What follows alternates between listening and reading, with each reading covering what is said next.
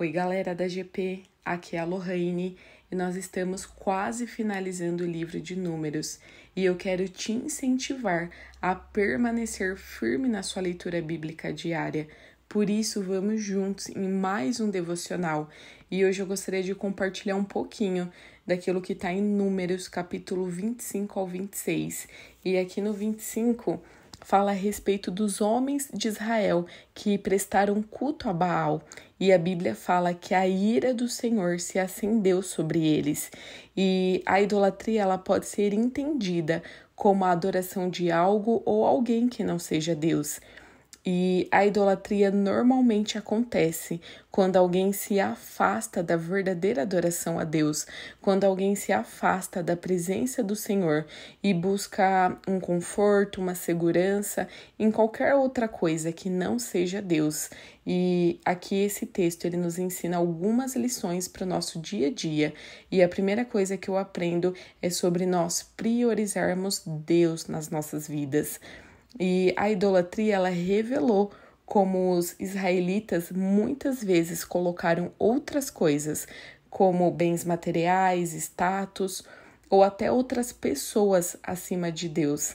E para nós, isso é um lembrete de que qualquer coisa ou pessoa que tomemos como prioridade em nossas vidas pode se tornar uma idolatria, se isso ocupar o lugar de Deus nos nossos corações.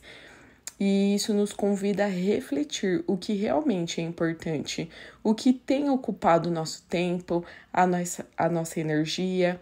Estamos priorizando a nossa relação com Deus? Por isso, faça do Senhor a sua prioridade, o número 1. E o segundo ponto aqui que eu aprendo é sobre nós buscarmos uma segurança em Deus. Os israelitas, muitas vezes, eles deixaram a idolatria tomar conta em momentos de dificuldades, incertezas, e eles buscaram uma segurança e uma estabilidade em deuses falsos.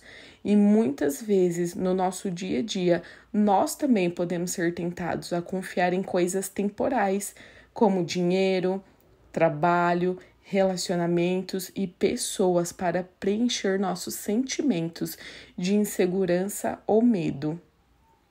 A lição aqui é confiar plenamente em Deus, sabendo que Ele é a nossa verdadeira fonte de paz e estabilidade, independentemente das circunstâncias.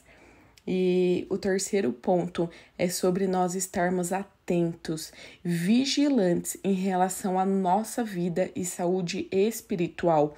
A idolatria, ela não acontece de forma repentina, da noite para o dia, mas aos poucos, de um distanciamento da presença, você para de orar, para de ler um pouquinho a Bíblia, e isso vai nos levando a uma dependência de coisas que não têm um valor eterno.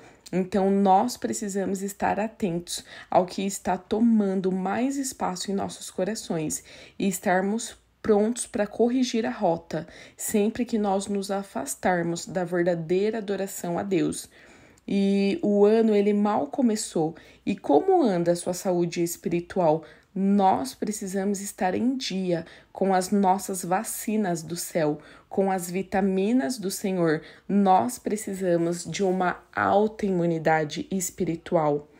E o quarto ponto que eu aprendo é sobre o perigo das influências externas.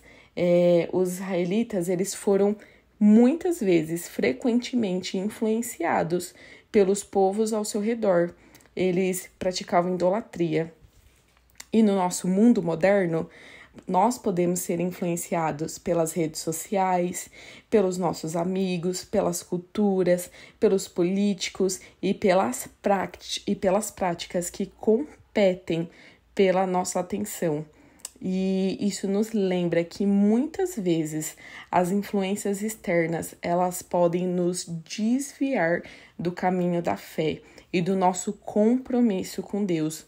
Nós devemos ser conscientes, cautelosos, cuidadosos com o que nós vamos nos expor e com o que nós estamos permitindo moldar a nossa visão de vida.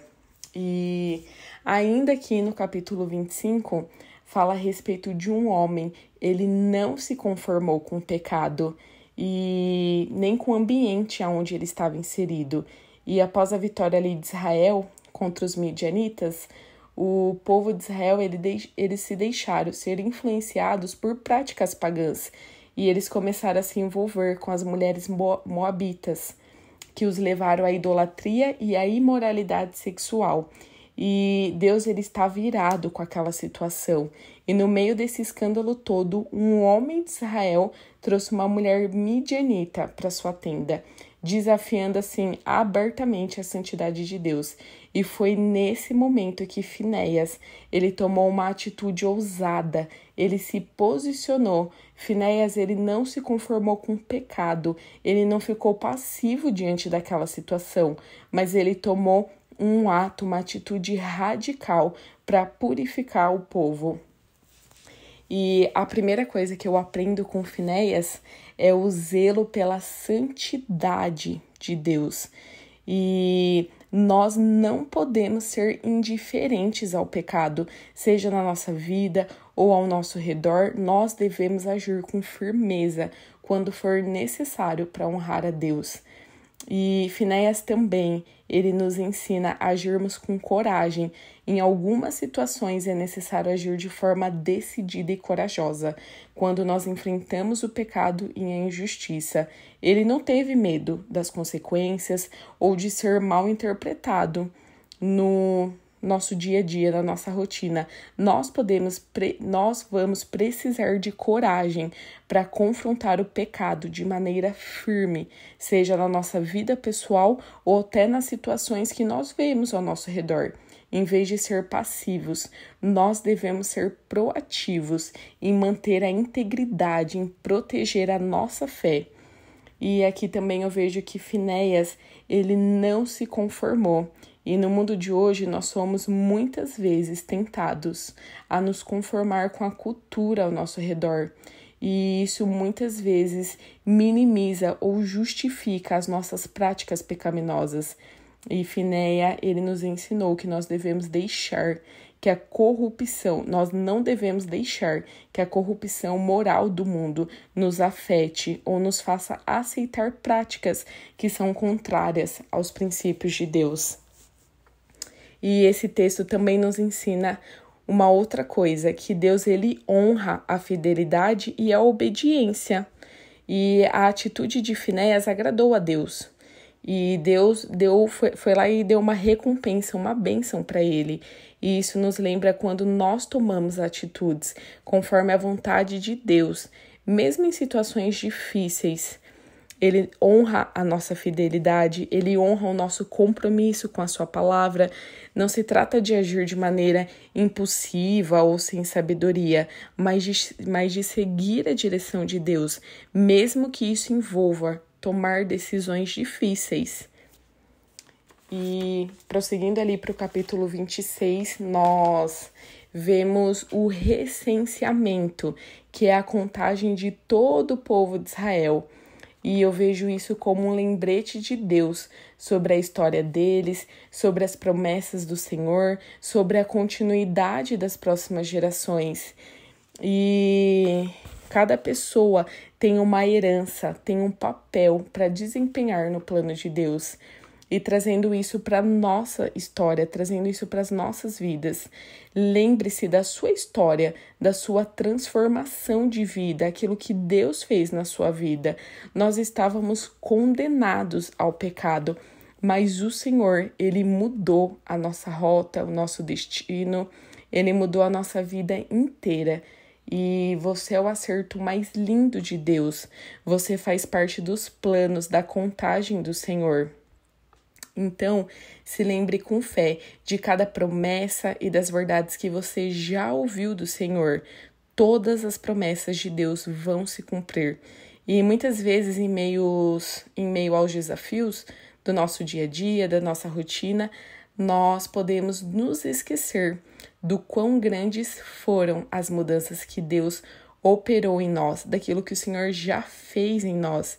E existe uma grande história de salvação entre você e o Senhor. Você é uma nova criação, você é filho amado, você é filha amada. Então lembre-se que quando Deus fala, se cumpre. E eu gostaria de finalizar orando com você. Pai, obrigada por nos salvar. Obrigada por nos libertar e nos limpar. Obrigada por nos incluir em teus planos. Obrigada porque nós fomos escolhidos. Espírito Santo, nos convence da gravidade do pecado, de como ele afeta o nosso relacionamento com o Senhor. Perdoa a nossa infidelidade, a impureza do nosso coração. Pai, que nós possamos ser como Finéias, zeloso pela Tua presença, e nos dê um coração que queima, que arde cada vez mais pela Tua presença, em nome de Jesus. Nos vemos na próxima, gente. Um beijo.